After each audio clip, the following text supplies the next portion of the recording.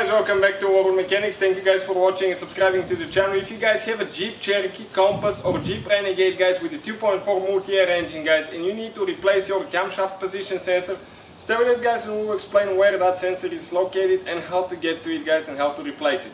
If you need to buy a new one, we'll have the link in the description of the video below guys, and see where you can get it for a good price. Now, you do not have to remove your engine guys while we have the engine out, because we'll be taking it completely apart. We'll have at least 100 videos on that engine guys, so please subscribe to the channel and like the video guys. Our mission is to save you as much money as we can. Every car we get at the shop, we'll be making 200 videos for you guys, so we can save you money. Let's go ahead and show you what needs to be done, okay, to replace that camshaft position sensor. Now, this is guys the engine. If the engine is in the vehicle, that's what it's going to look like. You will face it this way. First, you will need to remove your valve cover right here. Excuse me, like engine cover. That covers the valve cover. Cover for the valve cover. Okay, that sounds fun.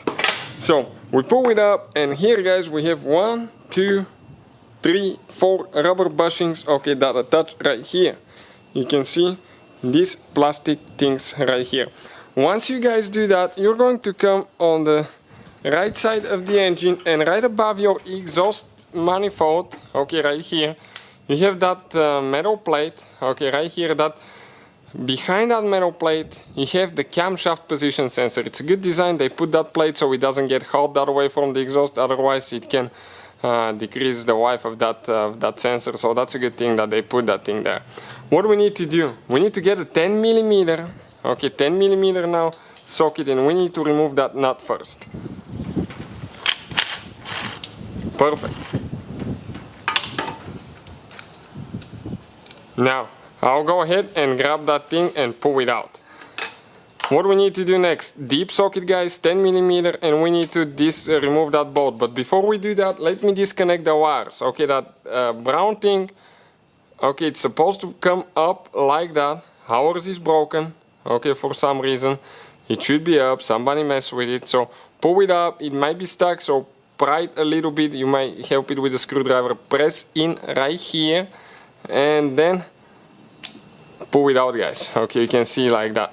This is the tooth right here. Check out how it releases. Okay, if that brown thing is stuck there, it may not work, so you have to pull it up, you see. Otherwise it goes in that tooth and you cannot pick it up, so you need to slide it back and then you can release it. Now we need to remove that bolt, okay, with a 10 millimeter deep socket right there.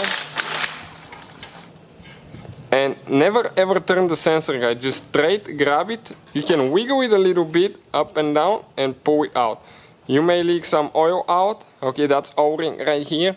Make sure the new sensor comes with one. You can develop a leak here as well guys, so hopefully you don't. But most of the times when you buy a new sensor, it will come with one. If you want to see guys where we get ours, check out the description of the video. We will have the link where you can get your sensor from.